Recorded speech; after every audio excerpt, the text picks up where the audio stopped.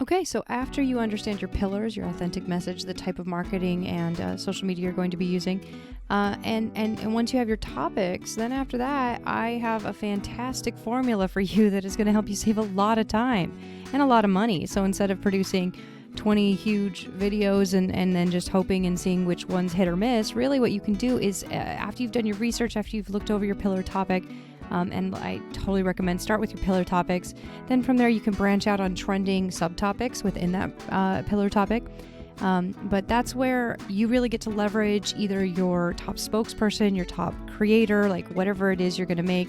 And you can use what's known as trickle-down content. So in this example, I'm doing it with video form. You can do this with an article. So if you and your content is primarily written, you can have a long form article, maybe even an ebook or something as your top part of this trickle down formula.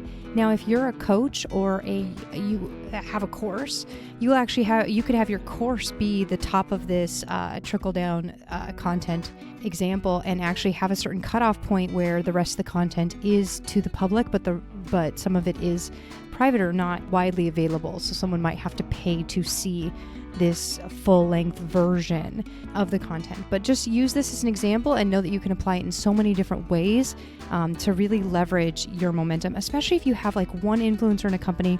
Maybe that person's also the CEO, maybe they're a doctor, maybe you're just busy. Like if you are not a content media marketer, if I'm not talking to a content media marketer right now, you're probably busy.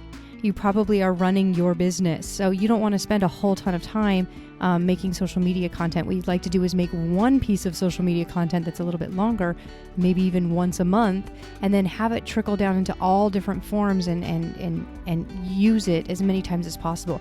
And this actually will help you gain authority and ranking with SEO, so with your search engine optimization on the back end of your blog and your website with Google, as well as help gain authority and help build content on your social media and on your Facebook page or Instagram channel or anything else that you're working on. So first thing I would recommend is whatever your topic is, make like a 20 to 60 minute video, or you can go live, answer questions, talk about your content. We have in our video section, we're going to show you how to script your video.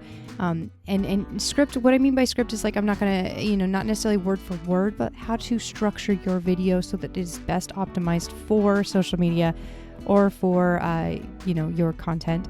And then from there, you can take that piece of content, you can embed it inside of a article on your blog. So let's say you went live on Facebook as an example. You can then take that live video, you can download the live video. We're going to show you how. We show you how in our ebook, and we'll also show you how in this course. You will download that video. You can put it up on YouTube. You could reformat it and put it on Instagram TV if you just change the format.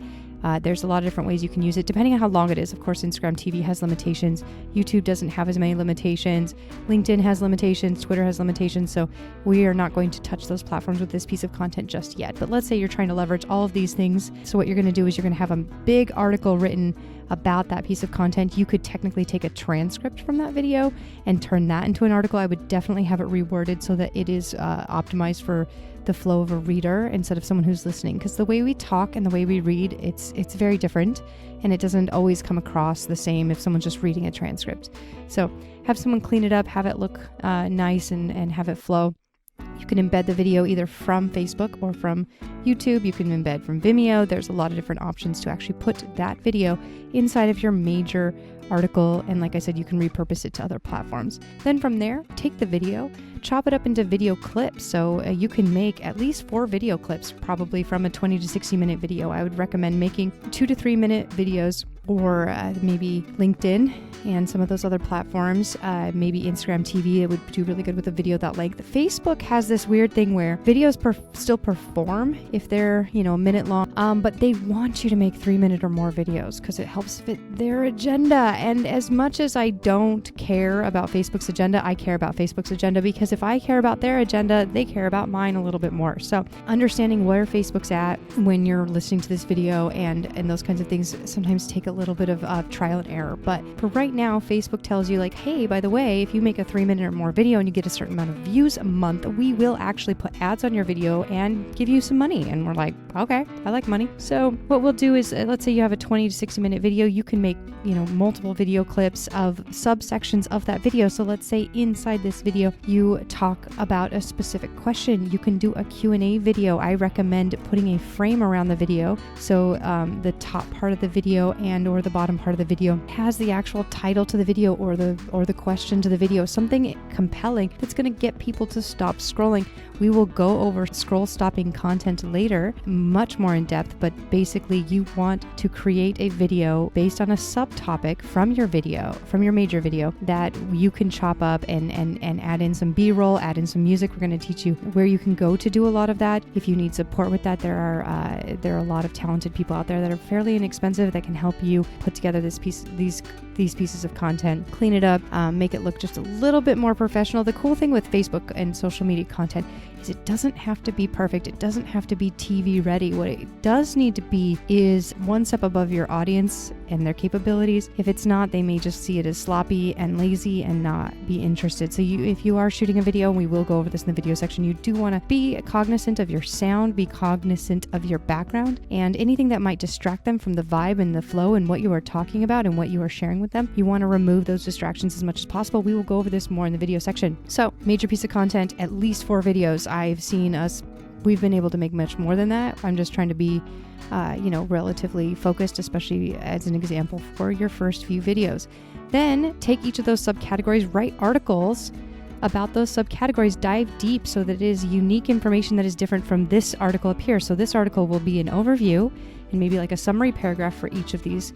But this is a way that you can dive deeper, get more sources, show them more about what they can do about it. Even if you didn't necessarily cover it in the video, you can go over it a little bit more in the article and backlink these articles to this pillar post, backlink this pillar post to these articles. Like, you start building these little nice pyramids of structure and make sure they're all linking to each other. So these video clips you can post directly onto your social media platforms. In the caption, you can put a backlink to the article or to your opt-in or to wherever you're trying to drive traffic. You can put tracking links on that. We will go over all of that later. And inside of your articles, you can also embed these videos. You can frame up these articles with viral framing strategies and post them up. So just understand that one piece of content can be consumed so many different ways by different types of people.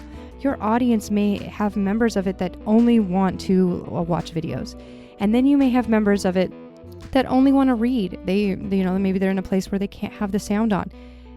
Something to keep in mind when you're doing videos: put on subtitles as often as you can. Then another form of video that performs really well is text video. So sometimes people don't want to watch a person talk or hear a person talk.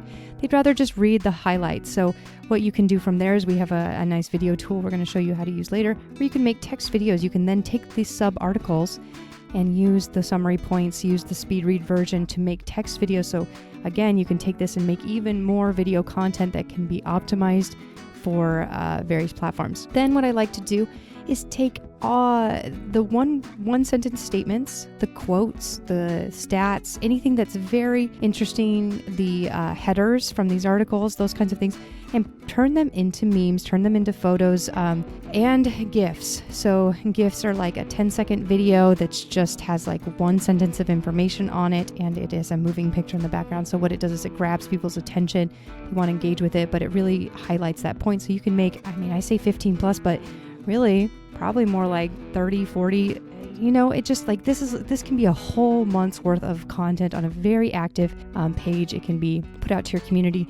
You can have different content go to each different platform, but it can all be coming from that same source. So if you have a CEO or a doctor or an entrepreneur, someone who's just really busy, or maybe you are this person who's really busy, you could potentially use a team to make all of this content, but you know that it's all going to be on brand because you are the one who said everything. So they are just using your words and linking back to you as the source of the information. Therefore, it is originally unique on the web, which the web prioritizes. And it's done in a way that just, you work once and then the rest of this content just flows out over the whole month. And like I said before, you can make this content exclusive and all this content can point back to it. Like if you want to dive deeper, if you want to know more, there's going to be parts of the content that they can only receive if they watch this.